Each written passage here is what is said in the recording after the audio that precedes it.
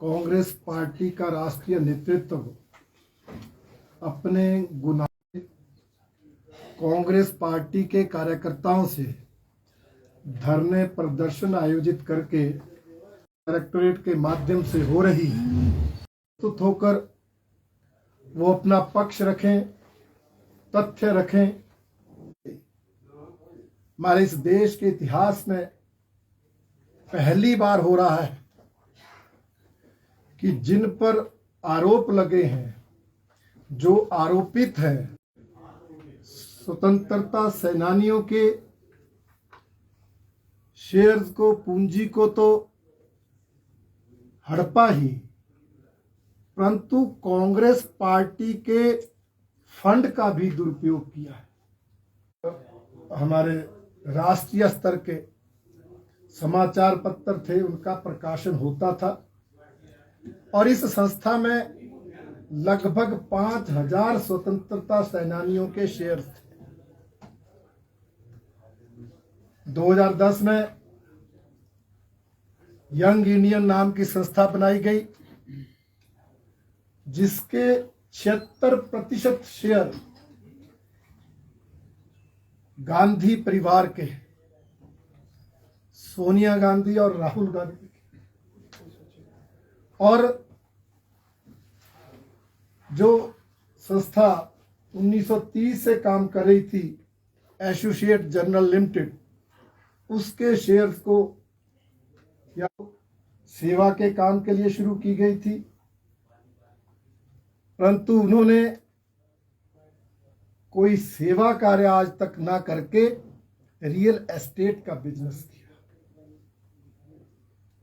और हम सब ये भी जानते हैं कि 2019 में दिल्ली हाई कोर्ट ने ये कहा था कि ये जो एसोसिएट जर्नल लिमिटेड के शेयर्स यंग इंडिया कंपनी में ट्रांसफर हुए हैं, ये सरासर भ्रष्टाचार है।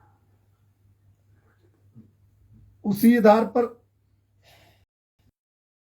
आप 90 करोड़ रुपए लोन के रूप में इस कंपनी को दिया गया और इन्होंने ही अध्यक्ष रहते हुए उस लोन को वापस लेने आज नारे लगाने पर मजबूर हैं।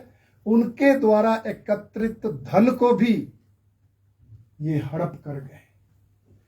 इस तरह से ये दोहरे भ्रष्टाचार का मामला है। आज उसकी जांच हो रही है, तो इनकी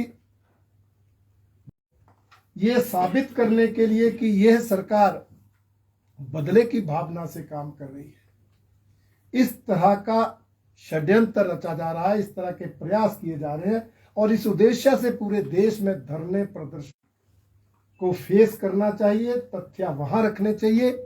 अगर निर्दोष है तो वहां से निर्दोषता को साबित करना चाहिए। इस तरह धरने प्रदर्शन करके वो कार्यकर्ताओं के मन में तो संशय पैदा कर सकते हैं, परंतु देश की जनता जो इन तथ्यों को जानती है उसको गुमराह नहीं कर सकते। इसलिए भारतीय जनता पार्टी उनकी इस राजनीति की कड़ी निंदा करती है और ये कहना चाहती है देश की जनता को कि वो इस तरह के प्रयासों से गुमराह ना हो।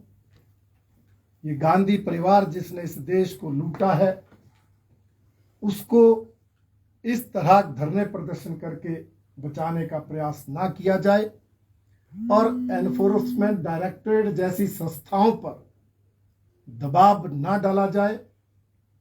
इससे जहां चोर मचाए शोर वाली कहावत चरितार्थ हो रही है, वहीं ये भी लग रहा है कि उल्टा चोर कोतवाल को डांटे।